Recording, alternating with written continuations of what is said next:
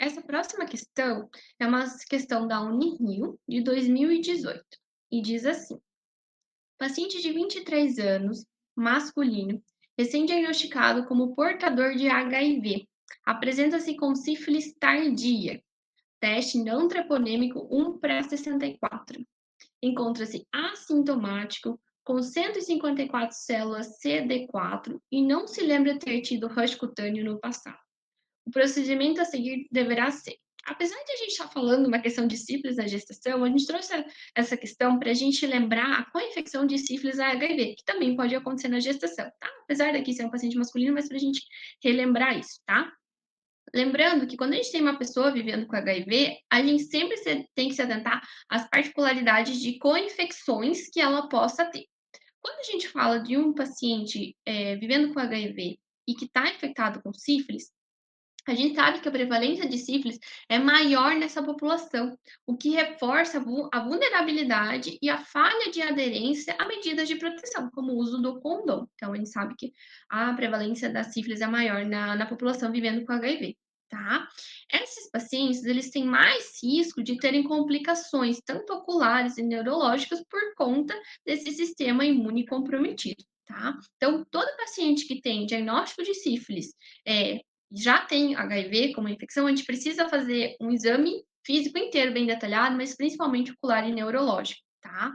O último PCDT, esse de 2022 que eu citei no início da aula, ele traz para gente que, caso exista um sinal ou sintoma de alteração ocular ou neurológica, esse paciente deve já ser encaminhado para o especialista, para o neuro, para o oftalmo, e, se necessário, realizar uma punção lombar.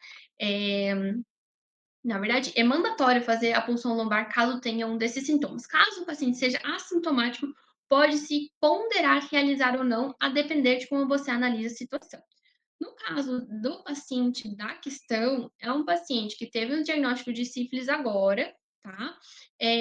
Não, a gente não sabe quando ele contraiu essa infecção, então a gente tem que tratar com uma sífilis tardia. E a questão traz uma informação bem importante do quadro imune desse paciente, que é a contagem do CD4. O paciente apresenta uma contagem de CD4 muito baixa, abaixo de 350, que aumenta muito o risco de ter uma infecção, principalmente do sistema neurológico. Então, nesse caso, indicaria sim fazer uma punção lombar para a gente excluir neurosífilis, tá? Vamos ler as alternativas, tá? Então, ele queria saber qual o procedimento que deverá ser feito. A. Biópsia de pele para confirmação de sífilis? Não. O enunciado não fala de nenhuma lesão de pele e a gente também não faz biópsia de pele para diagnóstico de sífilis. A gente faz testes sorológicos treponêmicos, não treponêmicos, teste rápido, né, que é considerado um teste treponêmico, e a gente pode fazer microscopia de campo escuro quando a gente faz um esfregaço, um swab direto de uma lesão, de um cancro ali numa sífilis primária, por exemplo, tá? Então, alternativa A, errada.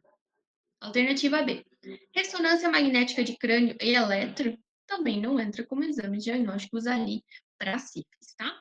Letra C, teste cutâneo para excluir a alergia à penicilina? Não, não fala nem de alergia histórico do paciente ter, então também não entra.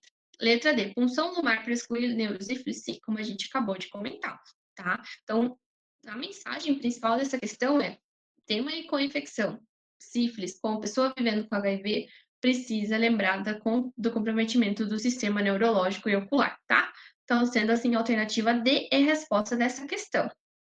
A alternativa E dizia assim: ajuste de medicação para otimizar o tratamento de HIV, melhorar o CD4 e depois tratar a sífilis? Não, a gente trata logo no diagnóstico. A gente não perde a oportunidade, ainda mais pelos riscos de complicações que a sífilis pode trazer nessa população, tá?